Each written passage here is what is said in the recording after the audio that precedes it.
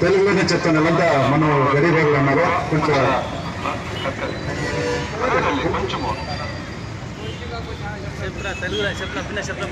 Health camp అంటే మనకి కొంచెం తెలిసే ఉండదు. బీపీ షుగర్ ఏముంది కూడా తెలిసేలా. వేరే ఇంట్లో ఇన్ని చెకప్లు చేయించాలంటే వేరే ప్రైవేట్లో పోయి 5,000 ఇచ్చి మనం చెకప్ చేసుకోవాల్సి ఉంటుంది. అంత 5,000 రూపాయలు ఫ్రీ వచ్చి మన ఇంటికి వచ్చి చెక్ చేసి మీకు ఇట్లా ప్రాబ్లం ఉంది, ఇట్లా ట్యాబ్లెట్లు తీసుకోవాలా, ఇట్లా హాస్పిటల్కి పోవాలా, ఇట్లా మేమే చేస్తాము, ఏమైనా ప్రాబ్లం ఉంటే కానీ పెళ్లి కానీ ఒక షుగర్ కానీ బీపీ కానీ అన్నీ మేము చూసి మీకు ఉచితంగా చేసి మేము అందరినీ ఆరోగ్యంగా ఉండాలని చెప్పేసి మన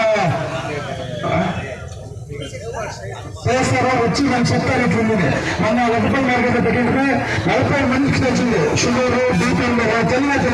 ఏమంటే తగ్గిపోతారు అది చెక్ చేసుకోవాలి. బీపీ తెలుసా షుగర్ తెలుసా వేరే ఏం ప్రాబ్లం ఉందో తెలుస్తారా మనకు.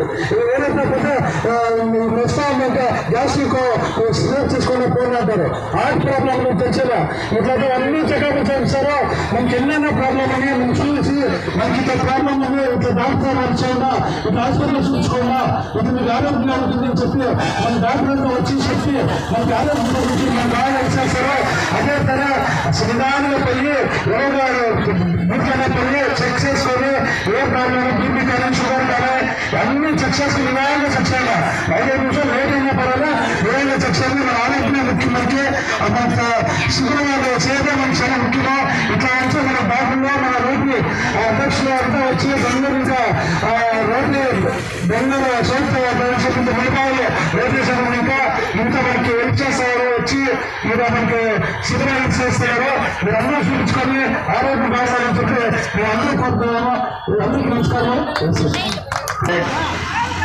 ಅವರು ಸುಮಾರು 100 ಕಿಲೋಮೀಟರ್ ದೂರದಲ್ಲಿ ಬಂದು ನಮ್ಮ ಗ್ರಾಮೀಣ ಪ್ರದೇಶದ ಬಡಬಗರಿಗೆ ರೈತರಿಗೆ ಅನುಕೂಲ ಆಗಲಿ ಅಂತೇಳಿ ಈ ಒಂದು ಹೆಲ್ತ್ ಕ್ಯಾಂಪ್ ಅನ್ನು ಇಲ್ಲಿ ಆಯೋಜನೆ ಮಾಡಿ MS ರಾಮಯ್ಯ ಕಾಲೇಜಿನ ಸುಮಾರು 124-125 ಜನ ವೈದ್ಯಕೀಯ ತಂಡವನ್ನು ಇಲ್ಲಿ ಕರ್ಕೊಂಡು ಬಂದಿದ್ದಾರೆ.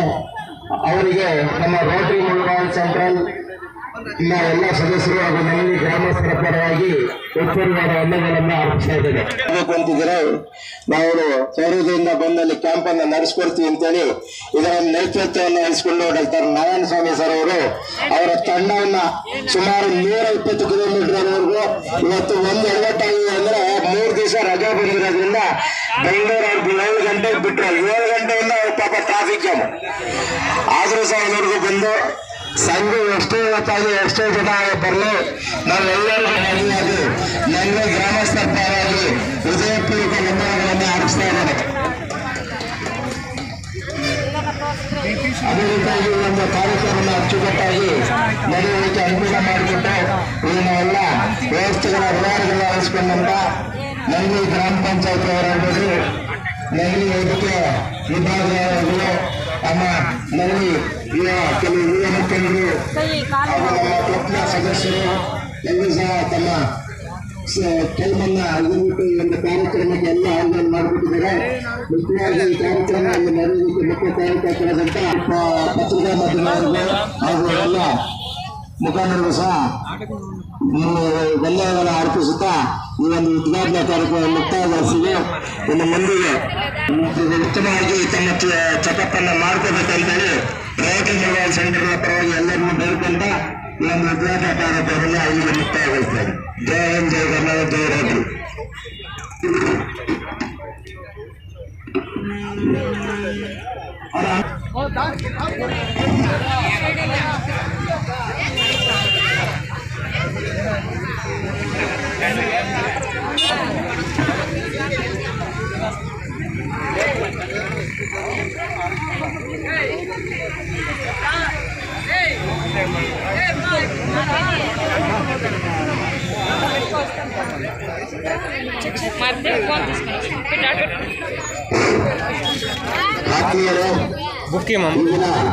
ನನ್ನಲ್ಲಿಯ ಜನತೆಗೆ ಹಾಗೂ ಆಜುಬಾಜು ಗ್ರಾಮದ ಎಲ್ಲ ಸಾರ್ವಜನಿಕರಿಗೆ ಅತ್ಯಂತ ಅನುಕೂಲವಾದ ದಿನ.